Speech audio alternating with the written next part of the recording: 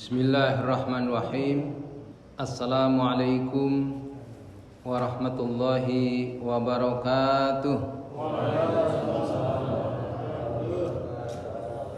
Alhamdulillah, wassalatu wassalamu ala rasulillah wa ala alihi wa sahbihi wa mawalah, wala hawla wala quwwata illa billah. Amma ba'du, faya ibadallah, usi nafsi wa iyyakum bittaqwallah, faqad fazal muttaqun. Faqala Allah Ta'ala fil Qur'anil Karim, a'udzu billahi minasy syaithanir rajim. Bismillahirrahmanirrahim. Inna arsalna Nuhan ila qaumihi an anzir qaumaka min qabli ay ya'tiyahum 'adzabun alim. Qala ya qaumi inni lakum nadhirum mubin. Shadaqallahul azim. Jemaah sekalian yang dirahmati Allah Subhanahu wa taala, alhamdulillah pada pagi ini kita bisa hadir di tempat ini dalam keadaan sehat walafiat ya. Kalau kita hadir di masjid berarti sehat walafiat. Artinya kita punya energi, sehat badan kita, dan afiat. Artinya energi yang kita miliki itu, kesehatan yang kita miliki itu kita gunakan untuk kebaikan. Itu namanya sehat wal afiat. Ada sehat tapi tidak afiat. Sehat badannya, fisiknya bisa melihat, bisa merasa, bisa mendengar, bisa macam-macam, bisa berjalan, tapi tidak mampu untuk menunaikan kewajiban kita, membuat kebaikan-kebaikan yang menjadi amal kita. Itu namanya sehat tapi tidak afiat. Tidak mampu menggunakan kesehatannya untuk hal-hal yang baik. Ini namanya tidak afiat. Sehat tapi tidak afiat. Nah, hari ini, pagi ini Allah berikan kepada kita kesehatan dan kita juga wal afiat ya. Afiat. Jemaah sekalian yang dirahmati Allah Subhanahu wa taala, pagi ini kita ingin mengkaji tentang surat Nuh. Surat Nuh itu surat yang ke-71. Khusus berbicara tentang Nabi Nuh alaihissalam. Walaupun di dalam surat-surat lain ada yang berbicara tentang Nuh juga, tapi surat ini khusus berbicara tentang bagaimana perjuangan Nuh alaihissalam dalam berdakwah kepada umatnya. Dinamakan surat Nuh karena di dalam ayat pertama, di ayat pertama itu disebutkan kalimat Nuh, inna arsalna Nuhan ila qaumihi an anzir qaumaka min qabli ayyatiyahum adzabun alim. Jadi kalimat Nuh inilah yang kemudian dijadikan nama surat ini. Kisah Nabi Nuh ini memberikan pelajaran kepada kita. Ada dua hal. Yang pertama adalah dakwah dengan keluarga, dan yang kedua adalah dakwah kepada umat manusia semuanya. Ini pelajaran penting untuk kita semuanya ya. Jadi Nuh alaihissalam itu di dalam riwayat diceritakan beliau berdakwah selama 950 tahun ya. Dakwahnya itu 950 tahun. Dari berbagai riwayat sepakat ya, itu dakwah Nabi Nuh itu selama 950 tahun. Hanya berapa tahun beliau diutus oleh Allah Subhanahu wa taala menjadi rasul? Ada yang mengatakan total umurnya ada 1050 tahun. Ada yang mengatakan 1020 tahun dan beberapa pendapat lain. Tetapi sepakat dakwah beliau adalah selama 950 tahun. Bayangkan Bapak Ibu, 950 tahun untuk berdakwah kepada umatnya. Tapi pengikutnya berapa? Ada yang mengatakan 70 sampai 80 orang. Bayangkan 950 tahun berdakwah, pengikutnya hanya berapa? 70 sampai 80 orang. Dan jemaah sekalian, beliau menghadapi cobaan yang luar biasa. Kita lihat dari ayat pertama, inna arsalna Nuhan ila qaumihi. Sesungguhnya kami mengutus Nuh alaihissalam ila qaumihi, kepada kaumnya. An anzir qaumaka min qabli ayyatiyahum adzabun alim. Bahwasanya berikan peringatan kepada kaummu. Allah memerintahkan kepada Nuh alaihissalam supaya Nuh memberikan peringatan kepada kaumnya min qabli ayyatiyahum adzabun alim, sebelum Allah timpakan kepada mereka adab yang pedih karena kemungkaran umat Nabi Nuh alaihissalam. Maka Allah binasakan mereka dengan kebinasaan yang luar biasa. Tidak ada umat lain yang kebinasanya seperti umat Nabi Nuh alaihissalam. Karena semua diluluh lantakkan. Nabi Soleh misalnya, itu umatnya juga diluluh lantakkan. Tapi tidak semua muka bumi hancur, tidak.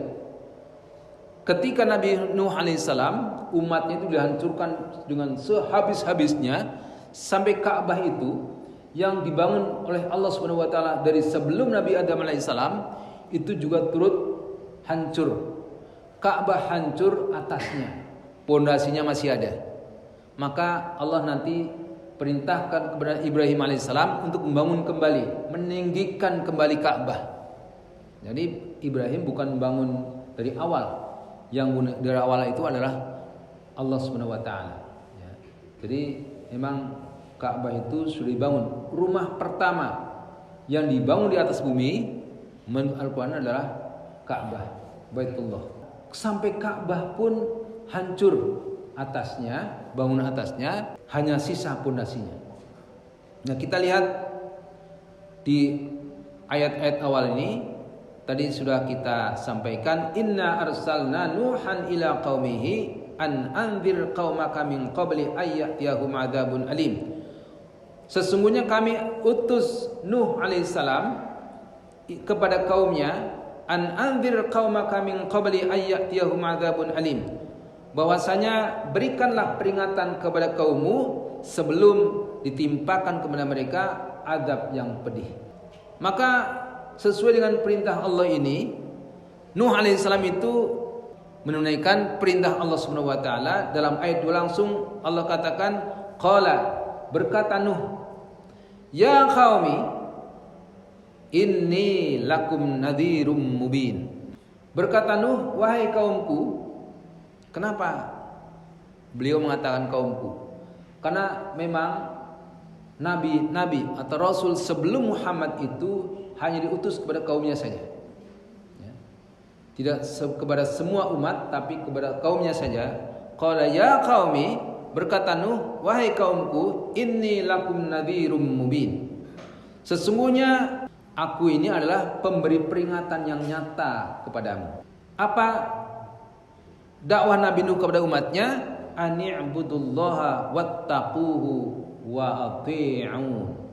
Yang pertama, ani'budullah, beribadah kepada Allah Subhanahu wa taala. Ini dakwah Nabi Nuh alaihissalam kepada umatnya. Yang pertama adalah menyembah kepada Allah Subhanahu wa taala, beribadah kepada Allah. Sejak nabi-nabi sebelumnya memang Allah perintahkan kepada para rasul itu untuk berdakwah kepada umatnya, mengajak mereka menyembah kepada Allah Subhanahu wa taala. Maka Al-Qur'an juga mengatakan, wa ma khalaqtul jinna wal insa illa liya'budun. Tidak kuciptakan jin dan manusia kecuali untuk menyembahku. Ini pertama. Yang kedua, wattaquhu, dan bertakwalah kepadanya.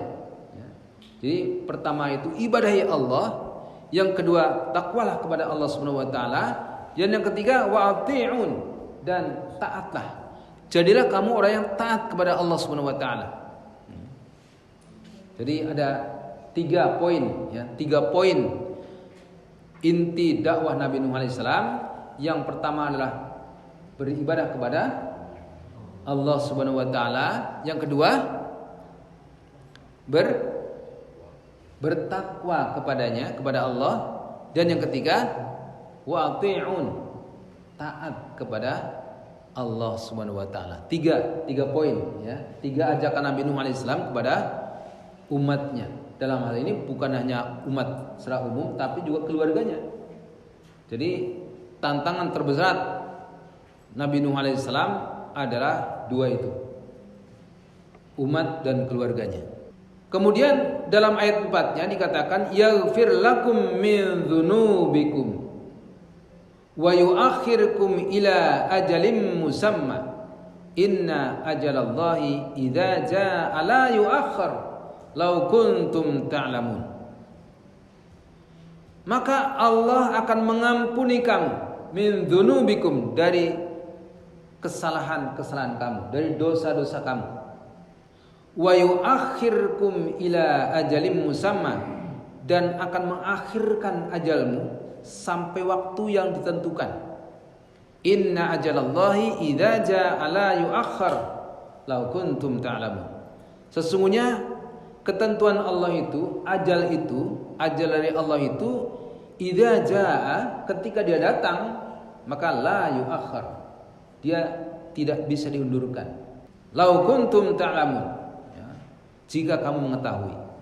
Nah, jadi jemaah sekalian, dakwah Nabi Nuh alaihissalam yang 3 poin itu ya, menyembah Allah Subhanahu wa taala, yang kedua bertakwa kepada Allah, dan yang ketiga taat kepada Allah itu apa balasannya? Yaghfir lakum min dzunubikum.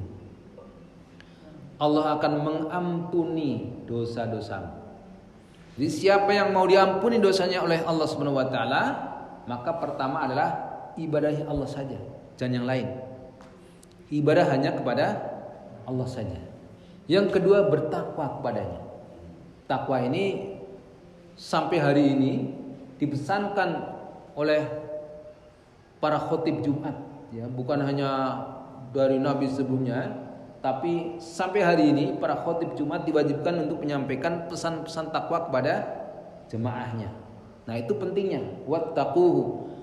Dari Nabi Nuh alaihissalam juga berpesan kepada umatnya, bertakwalah kepada Allah Subhanahu wa taala. Menyembah Allah, bertakwa dan ketaatan kepada Allah itu yaghfir lakum min dzunubikum. Allah akan mengampuni dosa-dosamu yang lalu. Jadi kalau kita ingin diampuni oleh Allah Subhanahu wa taala, ikuti 3 poin ini. Sembah Allah saja, jangan yang lain. Jangan menyembah kepada jin. Kalau di rumah piara jin, buang. Saya peringatkan dari ini, dari sekarang, buang semua hal-hal yang bisa mendatangkan jin dalam rumah kita. Entah itu dalam bentuk keris, entah itu dalam bentuk benda-benda yang bisa menjadi tempat jin, tempat penyimpanan jin. Wah, saya tempelkan jin ini di pojok-pojok rumah saya misalnya untuk menjaga rumah. Gak ada, buang semuanya. Itu tidak akan mendapatkan ampunan Allah Subhanahu wa taala, bahkan itu kesyirikan yang tidak diampuni oleh Allah. Musyrik itu adalah dosa yang paling besar. Dosa yang pertama adalah syirik ya. Jadi hilangkan kesyirikan. Kemusyrikan harus dibuang dari rumah kita, dari rumah tangga kita, dari diri kita. Kalau kita punya cincin kita yakini bisa mendatangkan kekuatan, buang cincin itu. Kalau kita punya peci, yakin kita mendatangkan kekuatan, buang peci itu.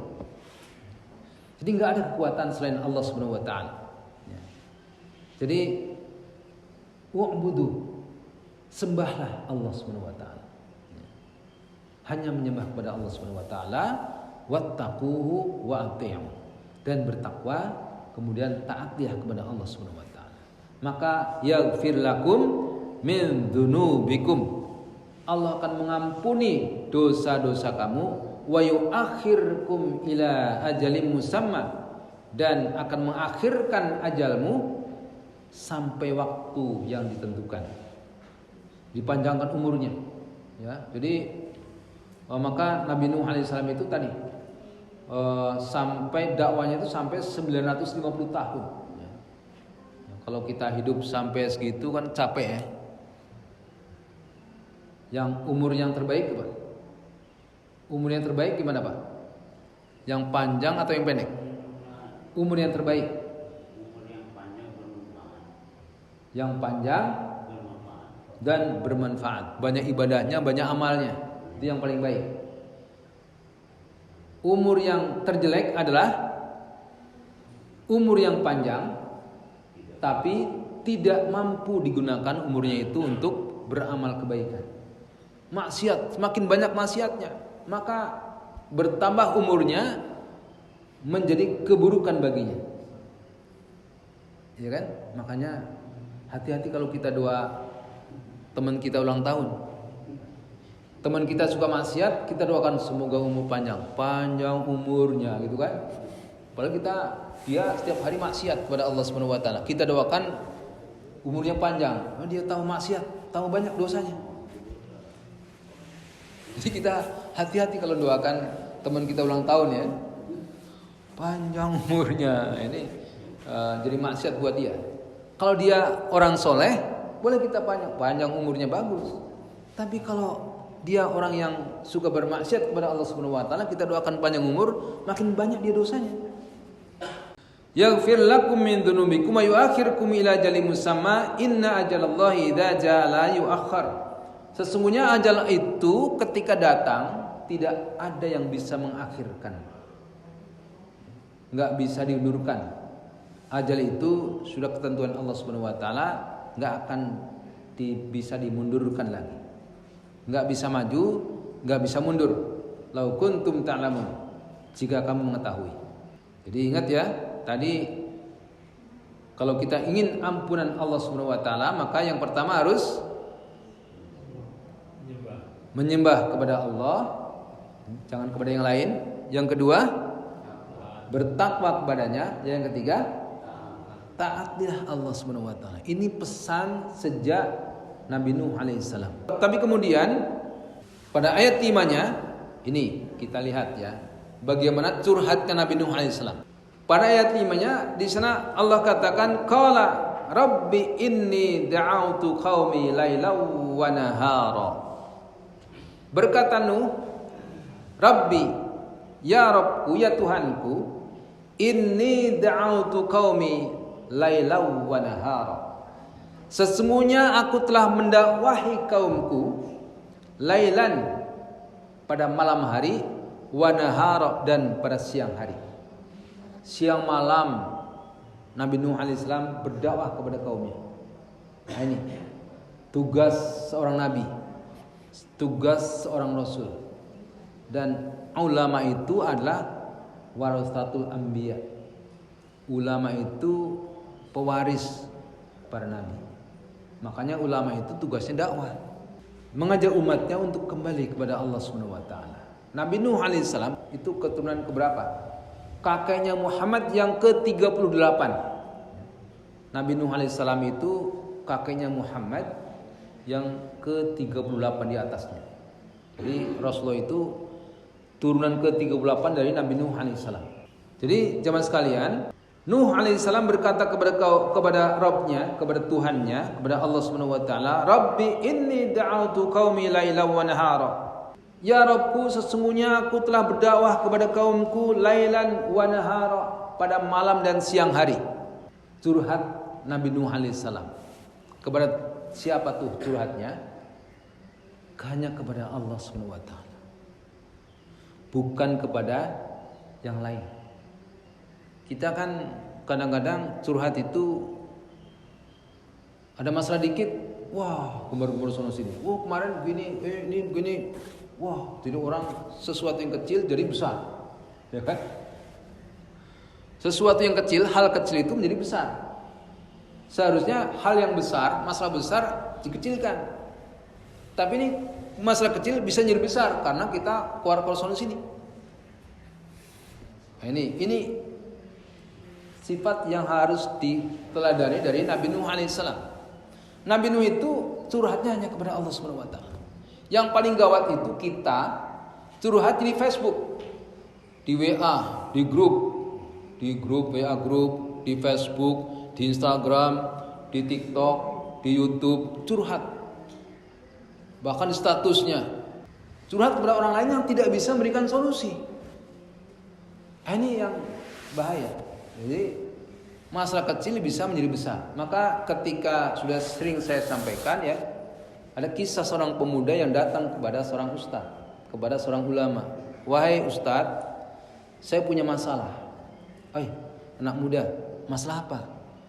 Pokoknya saya masalahnya berat sekali. Udah ceritakan. Saya masalah begini, yang belum nikah lah, yang nggak punya penghasilan, yang gini, macam-macam kan, anak muda. Ustadz ini gampang. Yuk ikut saya. Bahwa Ustadz itu membawa segenggam garam di kanan dan segenggam garam di kirinya. Maka diajaknya anak muda itu ke danau. Sampai di danau, anak muda ambil 1 gelas air dari danau itu. Dia ambil 1 gelas air, dimasukkannya garam 1 genggam ke dalam gelas itu. Disuruh minumnya anak muda itu. Anak muda itu berpikir, kalau harus minum 1 gelas ini yang dicampur garam, gak kuat lah. Ini udah bukannya asin lagi tapi pahit, ya kan? Udah bukan asin lagi tapi rasanya udah tentu pahit. Tapi ya coba minum dulu. Ya karena Pak Ustadznya suruh minum, akhirnya minum. Sedikit dia minum langsung dibuang. Nah, udah. Lalu segenggam garam itu ditaburkannya ke danau. Tabur ke danau, suruh ambil air dari danau itu supaya gelas yang tadi. Diambilnya, coba minum. Nah, kalau ini baru segar. Danau yang luas itu diambil airnya langsung diminum, lebih segar daripada yang tadi. Lebih manusiawi daripada yang tadi. Maka Pak Ustadz kemudian mengatakan kepada anak muda itu, itulah nak, kalau hatimu itu hanya sebesar gelas ini, maka masalah yang kecil bisa menjadi besar. Gak ada ruang untuk berlapang dada. Seolah semua itu masalah semua. Belum nikah masalah. Gak punya penghasilan masalah. Anaknya rewel masalah. Anaknya minta ini masalah, itu masalah. Mobilnya rusak masalah. Motornya rusak dikit masalah. Semua jadi masalah. Masalah kecil bisa menjadi besar kalau hatinya sempit. Tapi kalau hatimu seluas danau ini, maka masalah yang besar pun akan menjadi kecil. Segenggam garam itu gak ada artinya kalau di danau. Tapi segenggam garam itu akan berarti sekali kalau ditaruh dalam gelas. Jadi kalau hatimu seluas danau ini, maka itulah hatimu akan lapang dada. Jadi masalah sebesar apapun, kalau kita hatinya lapang dada, maka dia tidak akan besar. Tapi kalau hati kita sempit, ya akhirnya gitu, curhat sono sini, ngomong sono, ngomong sini. Jangankan itu, sahabat-sahabat Nabi, tipe sahabat kan macam-macam. Ya. Sahabat Nabi itu ada yang wataknya keras, ya, seperti Umar bin Khattab, keras. Tapi kalau Abu Bakar itu lembut, dermawan, kaya, lembut lagi hatinya. Maka dia sahabat terdekat Rasulullah SAW. Mertuanya Nabi, ya, sahabat Nabi. Itu Abu Bakar. Utsman orangnya pemalu, kaya tapi pemalu. Itu Utsman. Ali orangnya pinter, cerdas. Ya. Orang yang cerdas itu Ali bin Abi Thalib. Itu tipe-tipe sahabat. Abdurrahman bin Auf, orang kaya, pintar berdagang, pintar berbisnis. Kalau Utsman itu hartanya sampai hari ini masih bisa dinikmati oleh umat Islam. Itu Utsman bin Affan. Tapi dari semua sahabat Nabi itu dibentuk oleh Nabi menjadi sahabat yang terbaik, menjadi generasi yang terbaik. Itulah kehebatan Nabi SAW, bisa membentuk, mentarbiyah, mendidik sahabat-sahabatnya itu menjadi orang-orang yang terbaik yang pernah ada di muka bumi ini. Tidak ada generasi terbaik kecuali generasi Rasulullah Sallallahu Alaihi Wasallam. Nah, kita kembali ke ayat ini. Qala Rabbi inni da'autu qaumi lailan wa nahara. Ya Rabbku, ya Tuhanku, aku telah mendakwai kaumku malam dan siang hari. Siang malam aku telah berdakwah ya Allah. Falam yazidhum du'ai illa firar. Maka dakwahku itu tidak menambah kepada mereka illa firara, kecuali mereka jaya lari dari kebenaran. Mereka jaya lari dari Islam. Mereka lari dari menyembah Allah, takwa kepada Allah dan taat kepada Allah. Mereka nggak mau taat. Sudah berdakwah siang malam, tapi umatnya selalu mereka menyembah kepada selain Allah. Mereka musyrik, mereka bermaksiat, macam-macam. Nggak taat kepada Allah, nggak taat kepada Nabi. Bahkan istri dan satu anaknya dia tidak mau taat kepada Allah dan tidak mau taat kepada suaminya atau ayahnya. Ini tantangan buat keluarga. Keluarga kita ya kita dakwai. Tapi ada saja tipe-tipe anak kita yang sudah kita ajak ini nggak mau, ini nggak mau. Itu tipe-tipe anak kita. Itu tantangan dalam keluarga. Nabi Nuh alaihissalam ini nabi ya. Nabi Nuh saja menghadapi tantangan seperti itu. Apalagi kita manusia biasa. Jadi kalau kita anaknya 10, beda-beda si karakternya itu ya memang gitu. Wajar. Anak 10 karakternya beda-beda. Ada yang ganas, ada yang pemalu, ada yang macam-macam. Itu karakter. Tapi yang terpenting adalah sebagaimana Allah katakan dalam surat At-Tahrim, ya ayyuhalladzina amanu qu anfusakum wa ahlikum nar. Jaga dirimu dan keluargamu dari siksa api neraka. Ini tugas bapak-bapak, tugas ibu-ibu. Bapak yang penting mendakwahi keluarga. Kalau mereka ngeyel nggak mau segala macam, yaitu bapak terlepas dari kewajiban sebagai ayah. Walaupun ya tetap harus berusaha, mungkin upayanya belum terlalu kuat, belum maksimal upayanya. Harus dimaksimalkan. Nabi Nuh alaihissalam sudah maksimal. Kata Nabi Nuh alaihissalam kepada Allah, saya sudah mendakwahi kaumku siang dan malam hari, tapi mereka tetap aja ingkar. Mereka bermaksiat kepada Allah Subhanahu wa taala. Enggak mau bertakwa, enggak mau menyembah Allah, enggak mau taat kepada Allah Subhanahu wa taala. Jadi umat Nabi Nuh alaihissalam itu begitu banyak kemungkarannya.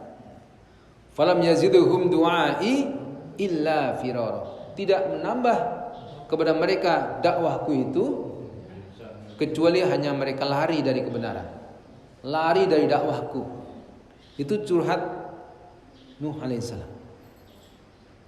Wa inni kullama da'atuhum litaghfir lahum ja'alu asabi'ahum fi adhanihim wastaghshaw thiyabahum wa asarru wastakbaru istikbara. Dan ya Allah, wa inni kullama da'atuhum, setiap aku mendakwahi mereka, litaghfir lahum, agar engkau mengampuni mereka. Jadi ketika Nabi Nuh alaihissalam berdakwah kepada kaumnya itu, apa reaksi kaumnya? Ja'alu asabi'ahum fi adhanihim. Mereka tutup telinganya. Tutup telinganya dengan anak jarinya. Jadi ketika dengar dakwah Nabi Nuh alaihissalam, langsung bereaksi, tutup telinganya dengan anak jarinya. Wastaghshaw thiyabahum, dan kainnya diambil untuk menutup mukanya. Tutup telinga, tutup muka.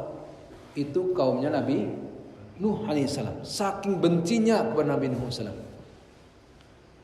Wa asarru wastakbaru istikbara. Di pertama tutup telinga, tutup muka dengan bajunya, kain bajunya, dan wa asarru. Apa itu wa asarru? Bandel. Tetap aja begitu, bandel. Kalau kita bilang. Wa asarru wastakbaru istikbara. Dan mereka menyombongkan diri dengan sesombong-sombongnya. Jadi bahaya nih. Sombong dengan sesombong-sombongnya. Itu kaum Nabi Nuh alaihissalam. Jadi kalau kita sombong sesombong-sombongnya ya seperti umat Nabi Nuh. Ingat ya, kalau zaman Nabi sebelum Rasulullah SAW kan balasnya langsung, ya kan? Kalau Muhammad ini kan balasannya nanti di akhirat. Sekarang bermaksiat, munafik dan sebagainya, nggak langsung dapat siksa. Bisa siksanya di dunia, bisa siksanya di akhirat.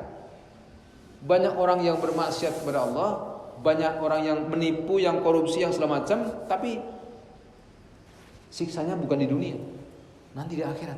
Tapi umat-umat sebelum Muhammad SAW, mereka banyak yang langsung disiksa. Nah, umat Nabi Nuh nanti di akhir cerita mereka diluluhlantakkan dengan banjir. Umat Nabi Soleh diluluhlantakkan dengan suara yang gemuruh. Ada yang umat yang dihancurkan dengan panas yang menyengat dan sebagainya.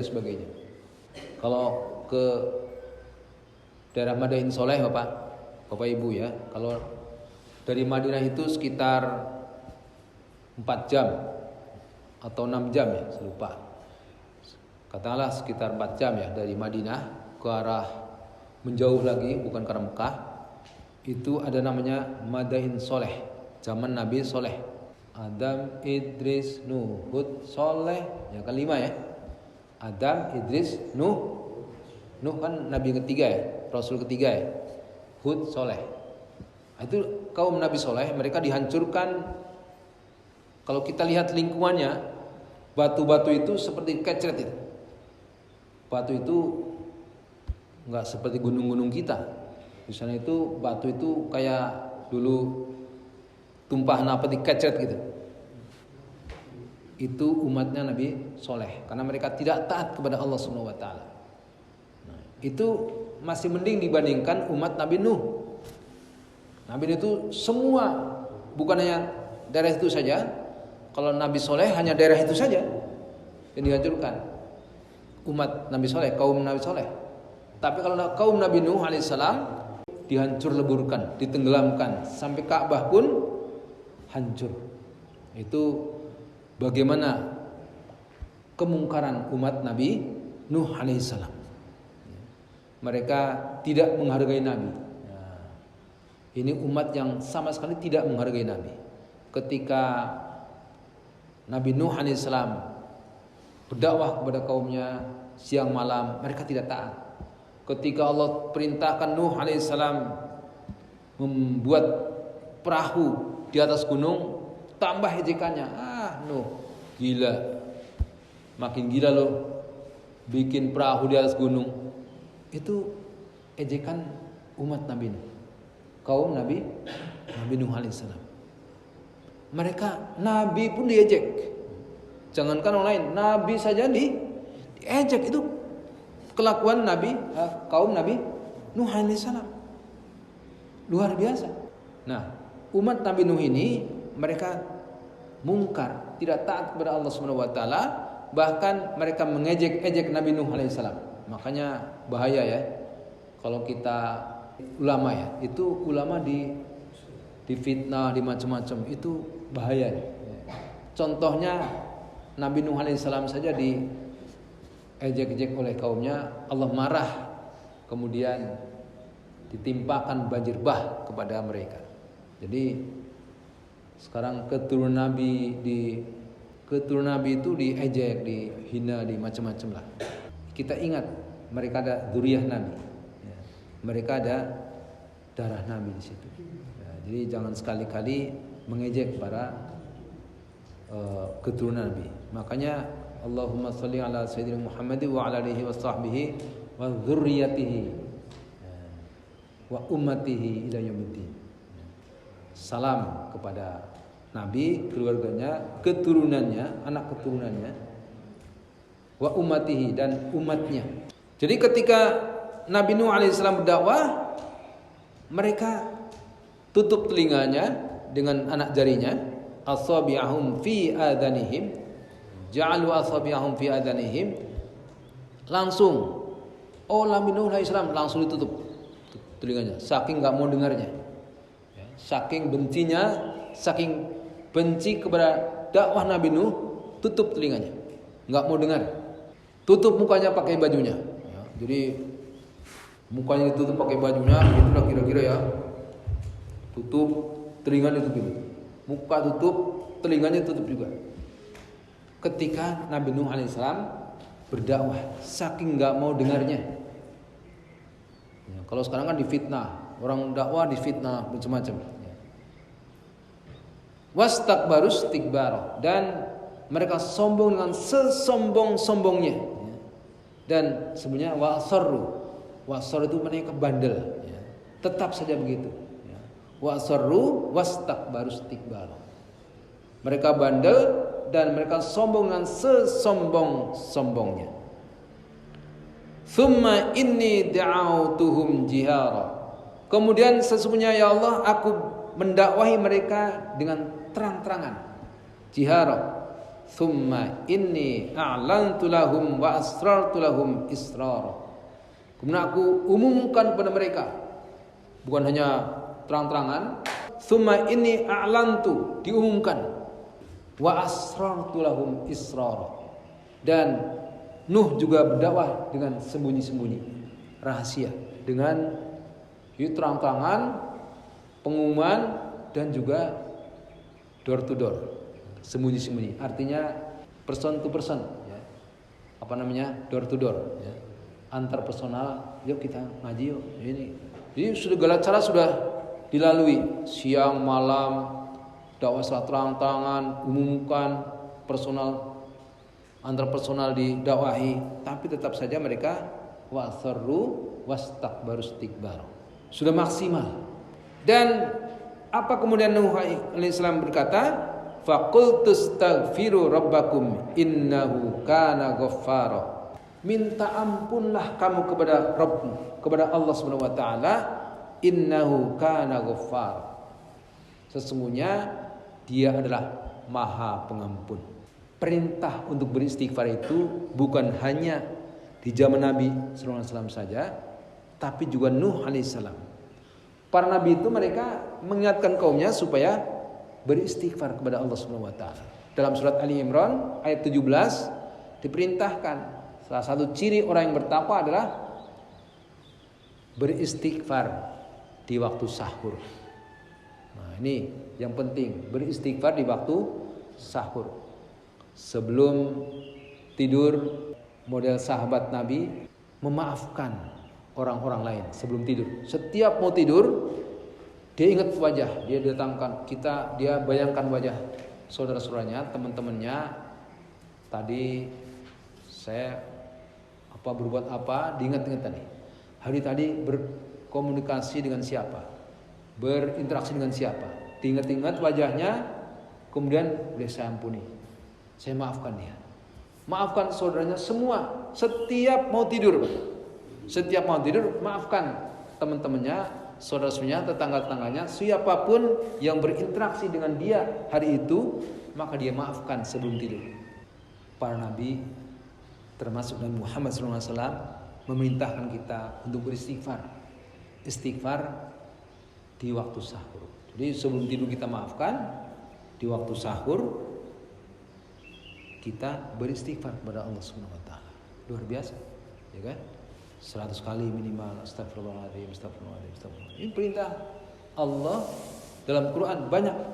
Nabi Hud alaihissalam juga berkata, wa ya qaumi astaghfiru rabbakum thumma tubu ilaihi yursilis sama alaikum midrara wa yazidukum quwwatan ila quwwatikum wa la tatawallaw mujrimin.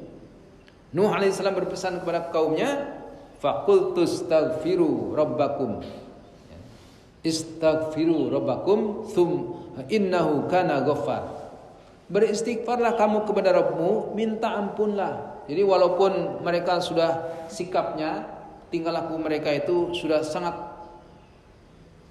mungkar kepada Allah dan Rasulnya, tapi tetap saja Nuh alaihissalam berpesan, minta ampun kepada Allah, ampun, istighfar kepada Allah, istighfar.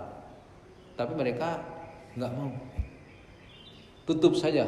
Langsung ketika Nabi Nuh alaihissalam bicara, berdakwah, tutup telinganya, tutup mukanya.